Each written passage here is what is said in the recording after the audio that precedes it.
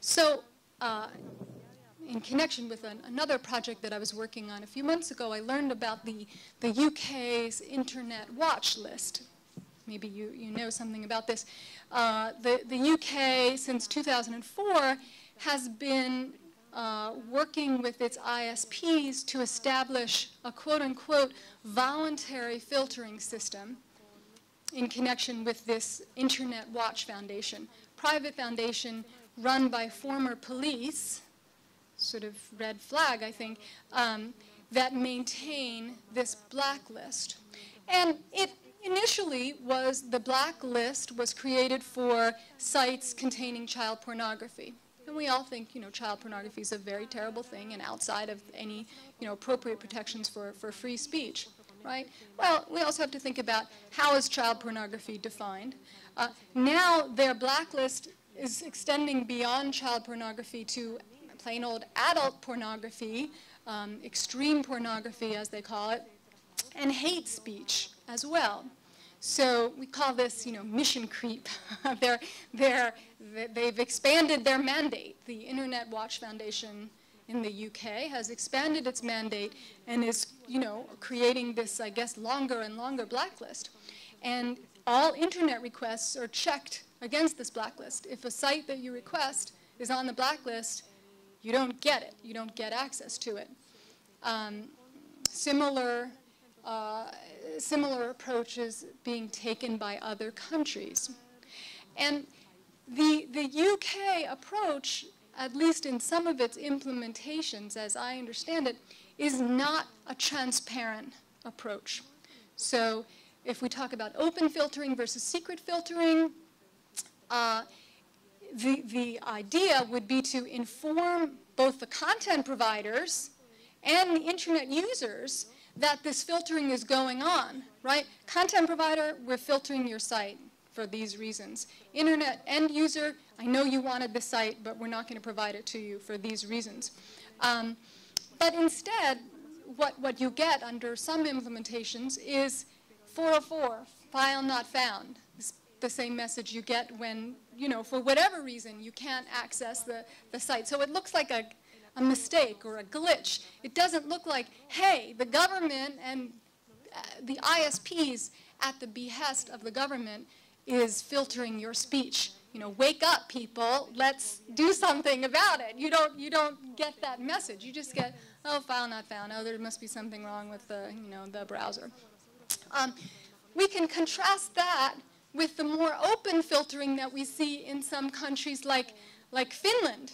Okay, in Finland, when you go to try to access a site that's on their blacklist, you get police, entry denied.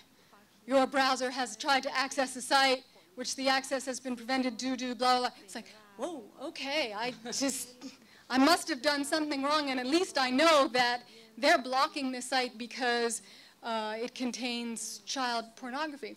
And then I can look at that and say, wait a second. That can't possibly be right. I've got to send a note to somebody so that they can check this against their blacklist. There's a mistake. But with open filtering, as opposed to secret filtering, at least there's a check, right? If this filtering is in secret, nobody checks what's going on. So transparency in filtering, if you're going to filter, transparency in filtering, I think, is a necessary requirement. Saudi Arabia, not well known for protecting free speech, but at least they're straightforward about their filtering, right? They say God Almighty directed humanity in the Quran, da-da-da-da. These are the reasons why we're filtering, because God Almighty wants us to filter, and here are the reasons, and here are the types of things that we filter, and access to the requested URL is not allowed. Okay, so they actually, we'll talk about that in a little bit, but they also provide for appeal procedures. So if you think that the site, God would want you to access this site, I don't mean to be sarcastic, but if you think that the site that you've requested is appropriate and shouldn't be on the blacklist, you have a way of knowing and an appeal mechanism.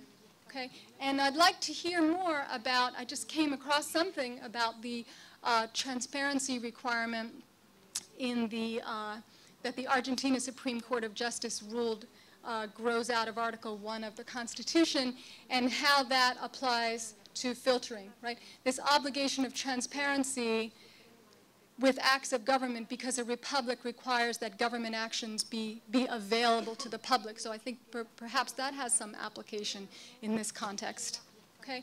And I'd like to hear more about, I just came across something about the transparency requirement in the, that the Argentina Supreme Court of Justice ruled grows out of Article 1 of the Constitution, and how that applies to filtering, right? This obligation of transparency with acts of government, because a republic requires that government actions be available to the public. So I think perhaps that has some application in this context as well.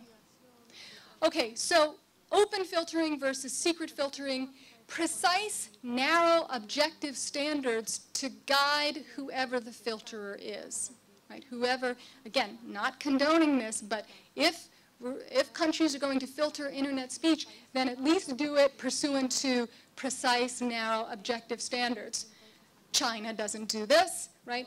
China uses broad, vague standards. So content is filtered if it is harming national honor, if it can be seen as harming national honor, jeopardizing the integrity of national unity, disrupting social stability or order.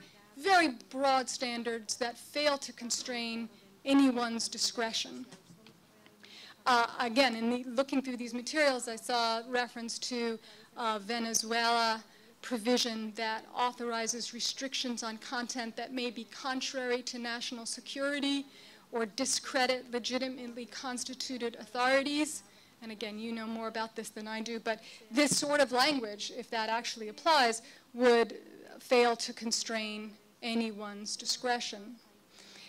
Okay, I know you can't read this, but contrast this with Canadian filtering, which this is the flowchart that the cyber tip organization in Canada applies to determine whether something constitutes illegal child pornography that can be subject to filtering.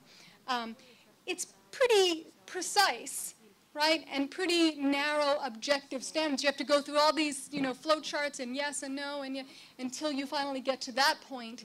Yes, if it meets all those requirements, it can be filtered. So that's probably a fine example of precise, narrow, objective requirements for the definition of what content can be filtered.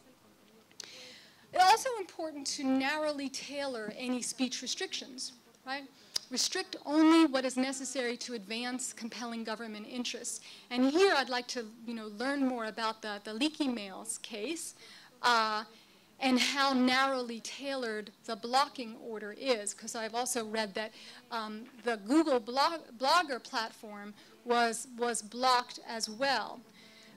So in the leaky mails case, what should be blocked if this material is leaking state secrets pursuant to a narrow, precise definition of state secrets, then that's, can be blocked. But don't have it be applied in an overbroad manner to block other material as well.